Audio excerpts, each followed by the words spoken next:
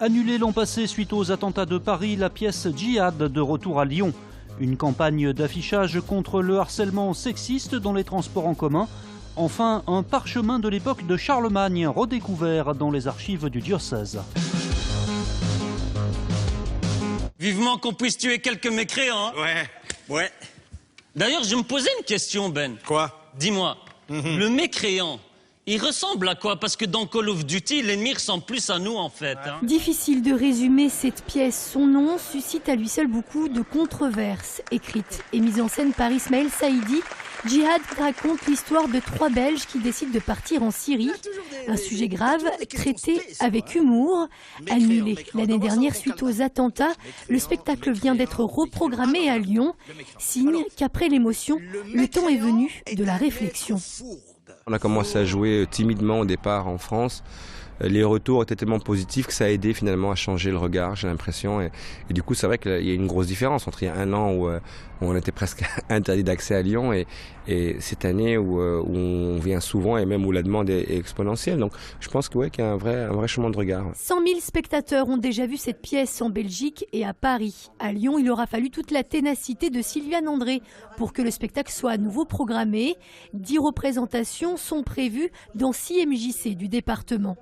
Suite à tous les événements, les attentats et tout, il y a eu une vraie difficulté de dialogue avec tous les publics pendant quelques semaines. Donc tout le monde se sentait démuni et c'est pour ça aussi qu'on a décidé de mener ce travail qui ne devrait pas s'arrêter à la pièce. C'est-à-dire que nous, l'idée, c'est toujours de continuer, soit par des groupes de parole, des ateliers. Un succès qui ne se dément pas quasiment 3 ans après sa création.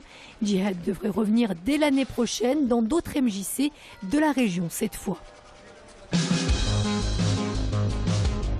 Il y a des moyens aujourd'hui pour les femmes de se défendre. Et le premier, bien sûr, c'est d'inciter à déposer plainte, c'est d'inciter à se diriger vers les agents TCL qui sont nombreux sur le réseau TCL, notamment dans les bus. Le Citral vient de lancer une campagne de communication contre le harcèlement sexiste dans les transports en commun. Des clientes du réseau ont d'ailleurs été associées à ces problématiques de sécurité. Au-delà de cette campagne, on a travaillé ça avec des femmes volontaires. On a travaillé cette campagne donc avec les ambassadrices de la ligne 7 dans le cadre des marches exploratoires de femmes qu'on a lancées en 2015.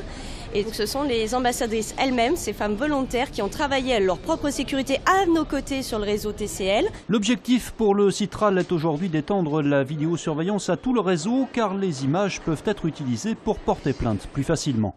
Il y a par exemple près de 9 millions d'euros qui sont prévus sous ce mandat-là du Citral, rien que pour la vidéoprotection.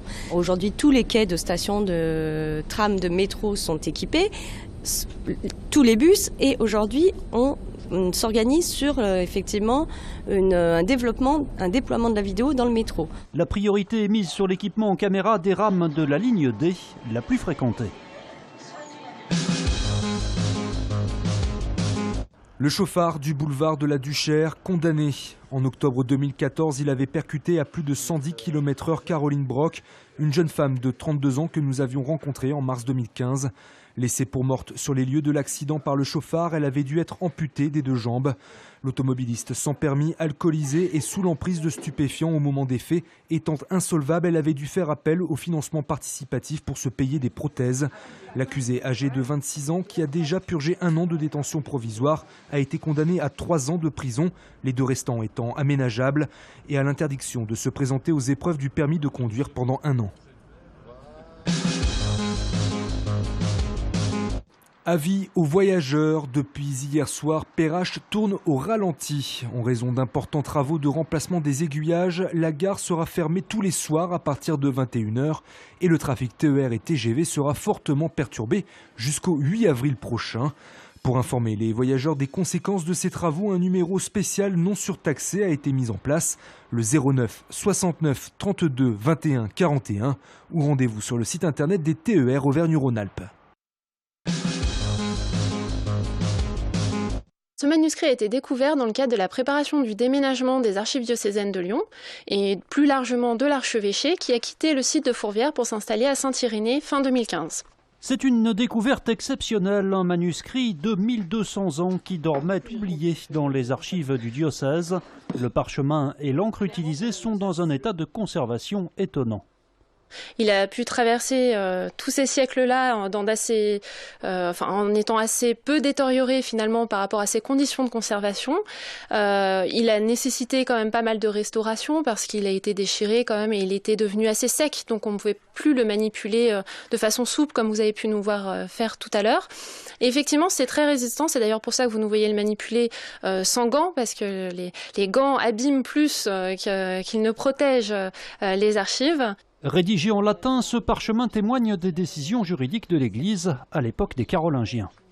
Ce qui nous apprend, c'est que donc on a une nouvelle trace donc de ce grand scriptorium du IXe siècle.